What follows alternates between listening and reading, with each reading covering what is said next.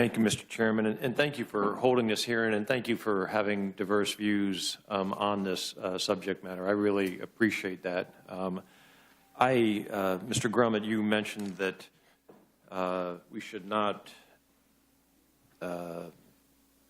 avoid having earmarks because of the misdeeds of the past. I'm opposed to earmarks, and I will use the E word because of the reality of the present, not the misdeeds of the past. And sometimes I think I live in an alternative reality when I'm up here, and there are many members in this body that wish I lived somewhere else. And part of it is that I observe things that I think are just fundamentally flawed in this place, and nobody wants to change them, or very few people want to change them. One of the interesting things that we do every year after every 2 years after the biennial election is to have an office space lottery. So depending on when you came into Congress, we have a lottery. And wherever you draw in that lottery, you are able to choose whatever office is open, and then your office goes into the lottery. And if you're a freshman, that's the way it works. And that's about the fairest thing we do in this place. And I say that because we have something called CODELs, which are foreign travel. And if you vote the wrong way, and I've talked to an appropriator who voted the wrong way, and she had her CODEL denied after she had made plans and was a week away. She had her CODEL denied, and she was not allowed to travel because the chairman of the Appropriations Committee at the time decided that she had voted against him in committee, and she was not going to be allowed to travel. I've talked to Steve King, a member from Iowa. He voted against leadership on an issue. He was going on a CODEL to Egypt, and he was not allowed to go. And in fact, he was meeting with the president of Egypt, and so he spent money out of his own pocket to go to Egypt and meet with the president because that CODEL was denied. There are dozens and dozens of examples of CODELs being denied. It's not a misdeed of the past. It is a reality of this institution that power will be used to accomplish the results of those who are more powerful. And the same will be done with earmarks. It is not that earmarks could not be used in a positive way, and it's not that 99% of the earmarks in the past haven't been used in a positive way.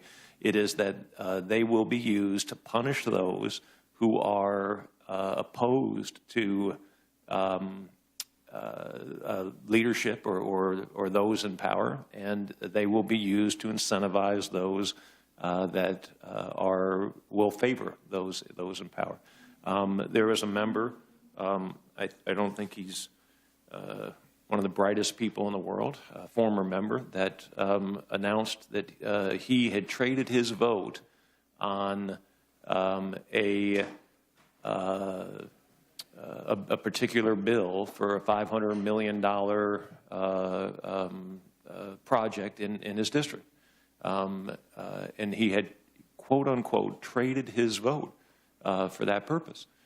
It's unbelievable, but that's what earmarks leads to in a place where everything is based on power. Everything but office assignment is based on power.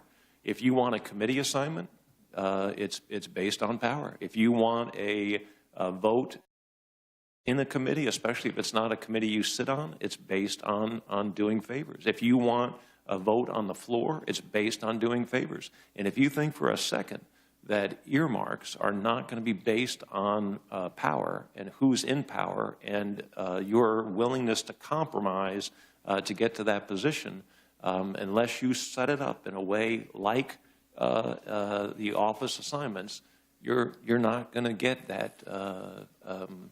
You're not going to get that earmark, and so that's my concern with earmarks.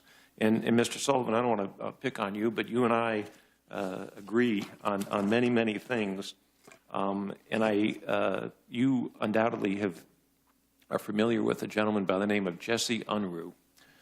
He was the former California state treasurer, and he said that money is the mother's milk of politics.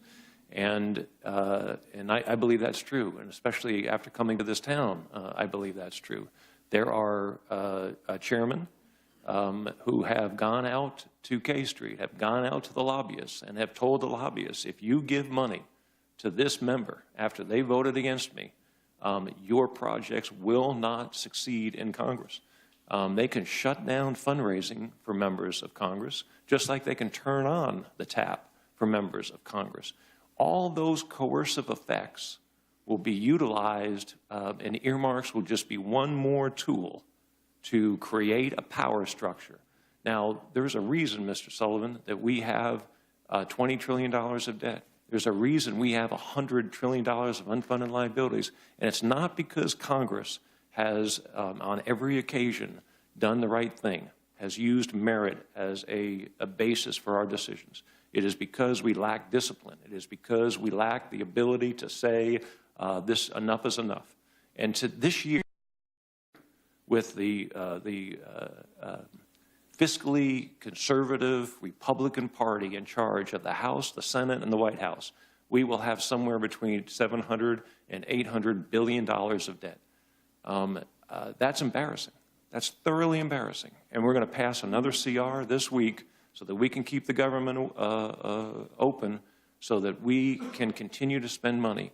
And earmarks are just one more tool to spend more money than we have. They will not be used. I'd love to see all three of you propose a program where we can pick what program we want to cut.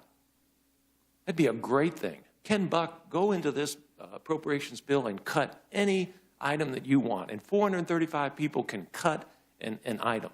Now, that would get us back to a balanced budget at some point. But if you tell people they can spend money, you're not going to reduce the national debt. You're not going to reduce the deficit.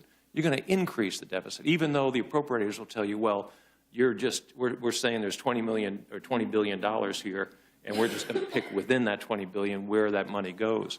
The reality is that $20 billion is going to grow to $21 billion and $22 billion so that we can all spend more money, so that we can all get reelected.